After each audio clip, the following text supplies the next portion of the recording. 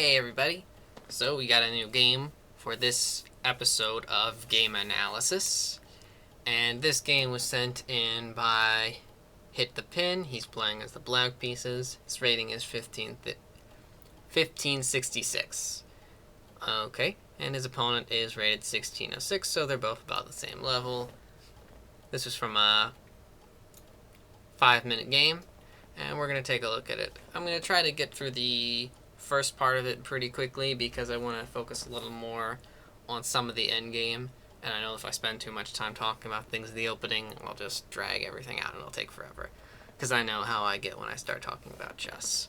Okay, e4, d6, knight f3, knight f6, knight c3, g6, d4. Okay, this is a pretty solid opening system. Some other options, are the ones with like f4 against this type of setup, and like where you try to build the big center and things like that. Those are some other options. This is one of the ones where you just try to build a solid center and hold it.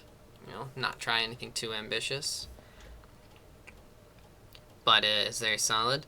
So when bishop c4 is played, the one thing I thought is, okay, so obviously this is perfectly playable, nothing like wrong with it, but one of the ideas in this type of system is black frequently plays either c6 or a6 followed by b5. And if that's what black usually intends, then sometimes a bishop on c4 can be a target for b5, and if it comes, it'll come with tempo. And if that bishop is still on c4, that might not be as ideal for white. Okay, so castling, and of course, yeah, that's just one thing about that move. It's again playable. Just one thing to keep in mind. Okay, canceling, knight bd7, b3. So I didn't like the idea of b3. Because of the thing about the aforementioned b5 idea. If b5 happens, now you won't have the ability to move back to b3. One other side point is this bishop right now is on the long diagonal. And moves like c5 could make it so that maybe this diagonal is a little bit more fragile. And I think that maybe if you want to fianchetto the bishop, okay, you put it on the diagonal. Maybe something like bishop e3 or bishop g5 appeals a little more to me, because I think that something like bishop e3, and we're just trying to support and hold our center. Okay, and let's go through. I'm gonna go through a little bit of this quickly. Okay. Knight takes c5, and we get some exchanges. And here b5 comes, and we hit the bishop. So yeah, now the bishop on e2 is slightly more passive than if, say, it had the b3 square to retreat to. Okay, c4.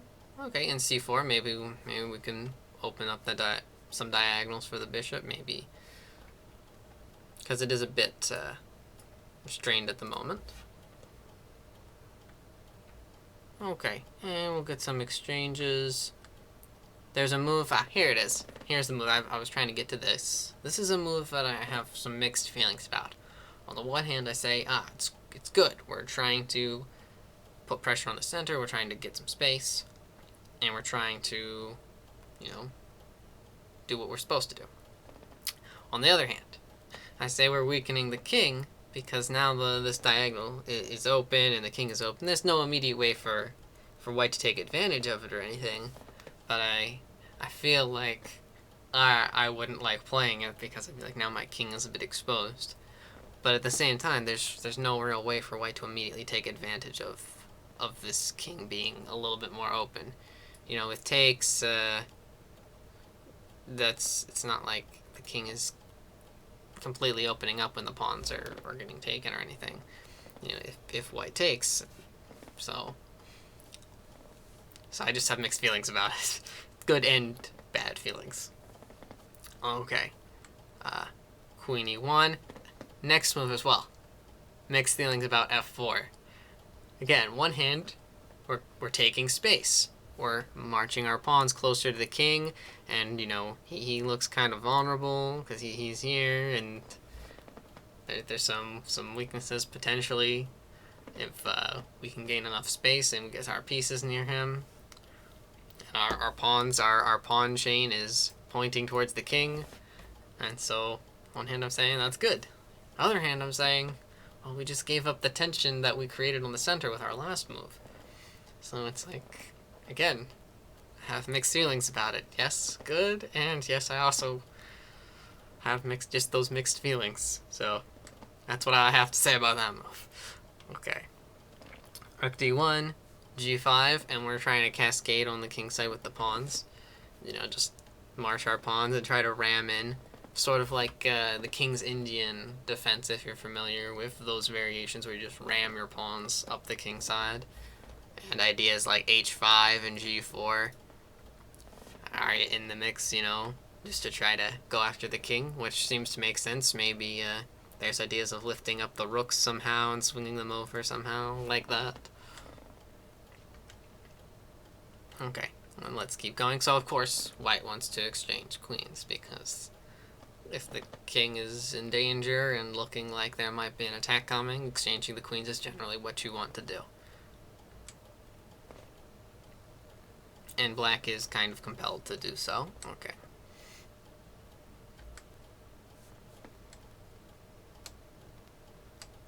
And now I'm going to try to go a little bit fast again through the next few moves, because I want to get a little bit closer to the end game. You know, I love endgames, so I like talking about them. And let's see here. So h4, h6. And black is starting to get a little bit better in this endgame. And we're going to see that these pawns, maybe taking like this to remove this h-pawn, and that does make a small impact. Because after the game, we'll see why I bring that variation up. Because after this pawn here, you know, can become a bit of a target. After h5, it's set here on h4. This bishop, it's not so easy to get to this guy, and maybe this bishop is, to the time being, tying down this bishop on g7 to defending. But this pawn is here to stay.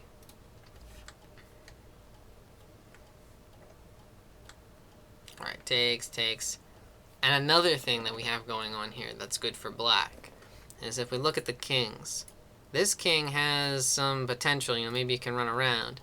This king is a little bit more difficult to get through because of these pawns. So this king has to, like, run around a bit more. This king is a little bit closer to his targets. And so let's move through. And now the black king can get through.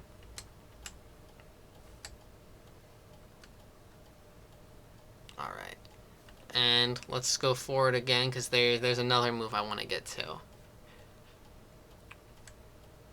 Okay, let me keep going. So both sides, so half their pawns, they're marching. White has the two connected pawns, which is great for white, because these guys are connected. Whereas black has this pawn is a lot closer. Okay, check. And then let me see if I can find the move I wanted to show. It's coming up soon. Okay, f5. Okay, so black plays bishop g3, which is a tactical idea. You know, this bishop takes, you just promote your pawn. So, naturally, white doesn't take the bishop, naturally. One cool idea, let's see if I can find this here. Here it is. Bishop g5 with the idea that you'll just bring this bishop back and play bishop b2, and then you can promote the pawn, and you get something like this. And this should be a draw. Now for actual game. And this game probably should be a draw if both sides play best. But let's go through and see how it ends.